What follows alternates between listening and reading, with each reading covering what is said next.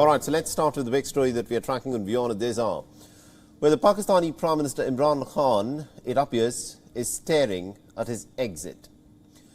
And at this point of time, as things stand politically, it seems more certain than ever before. The political turmoil in Pakistan is, of course, getting messier. Efforts by the opposition to try and cajole the key government allies seem to have finally borne fruit.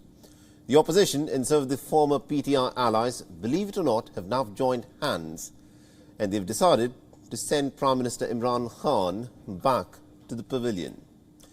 In the latest and possibly the most brutal jolt, just a day ahead of the no-confidence motion in the Assembly, where the debate is expected to begin, the PTI's ally, the Muttahida Qawmi Movement Party, or the MQM-P, has now officially broken ranks with the government and has joined hands with the opposition.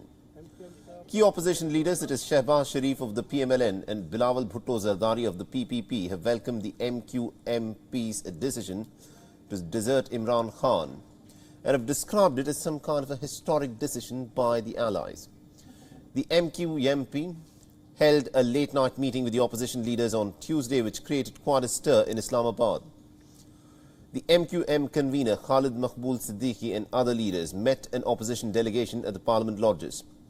The meeting that began a little before midnight went well into the early hours of Wednesday. And then two federal ministers from the MQM-P, one from the PMLQ, resigned from Imran Khan's cabinet. Now, earlier this week, Balochistan-based the Jamhuri Watan Party also reportedly withdrew its support to the government. A debate on the no-confidence motion in the Pakistan National Assembly will begin later today, and the numbers are certainly not in favour of the Imran Khan government.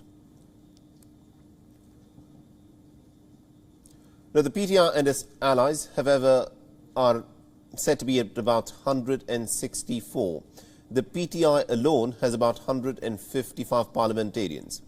Reports say that as many as about 13 PTI lawmakers could potentially jump ship. Remember, 172 is the halfway magic number in the 342-seater National Assembly. The opposition claims to now have 177 lawmakers on their side to dislodge the incumbent government. With the MQM-P's weight behind the joint opposition, Prime Minister Imran Khan, it appears, as things stand, could lose his majority in the National Assembly, but then things are changing pretty thick and fast. Remember, the Imran Khan government is also in negotiations with the MQM-P, offering in some cases the governorship of a certain state.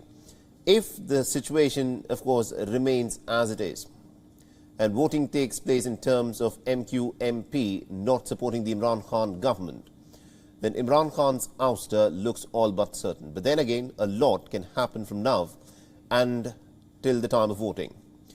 The PTI has said that Imran Khan will, of course, fight till the very last ball. So if Imran Khan's top aides have advised him to step down and call for early elections, and that way he could, of course, ride a sympathy wave.